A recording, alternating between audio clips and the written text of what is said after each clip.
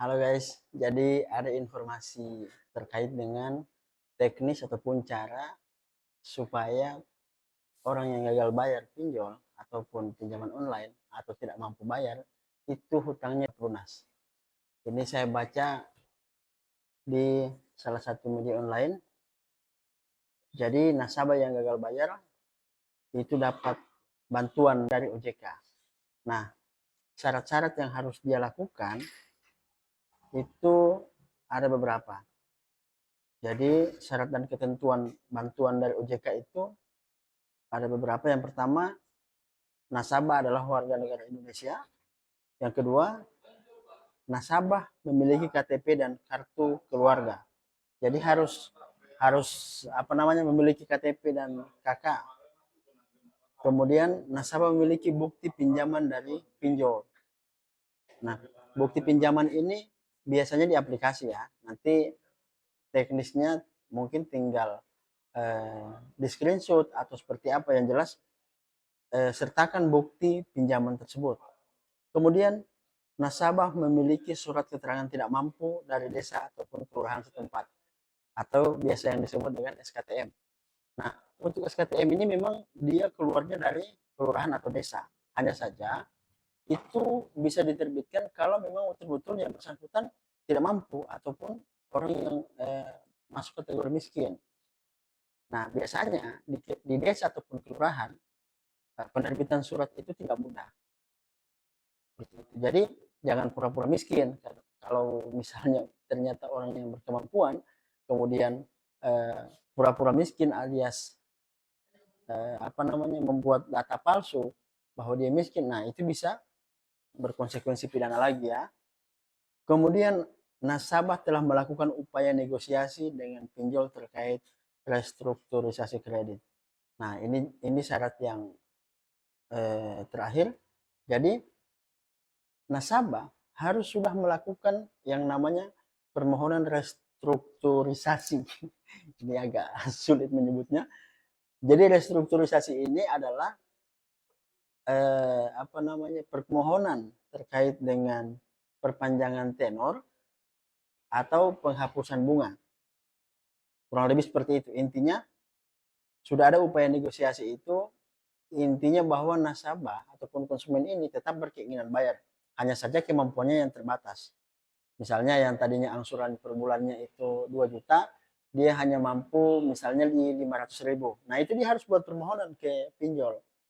Tapi ini kita bicaranya pinjol yang legal ya, bukan yang ilegal. Karena kalau yang ilegal itu nggak bisa, nggak terdaftar di OJK. Makanya proses nggak mungkin dia melakukan restrukturisasi ke aplikasi tersebut. Apalagi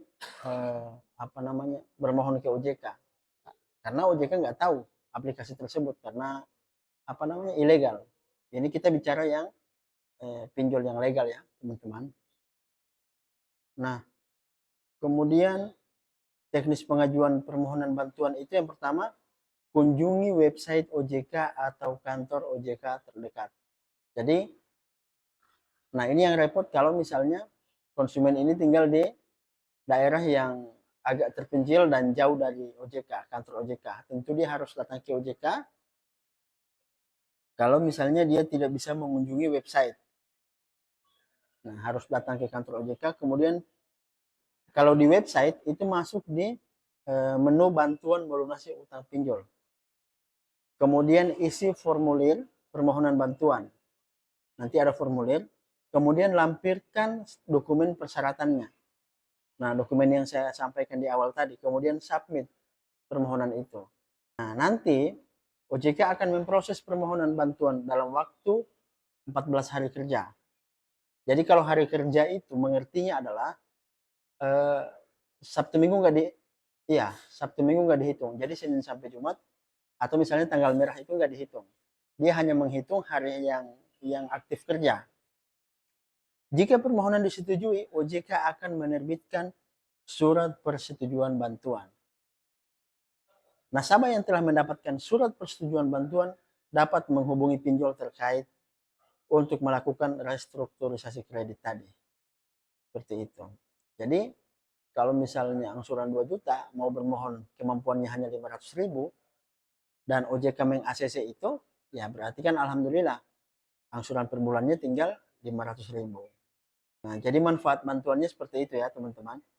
Bantuan melunasi utang pinjol dari OJK memberikan beberapa manfaat bagi nasabah, yakni mengurangi beban utang nasabah, memperpanjang tenor pinjaman, menghapus denda dan bunga, meningkatkan kesejahteraan nasabah. Jadi ternyata OJK tidak menghapus pokok hutang.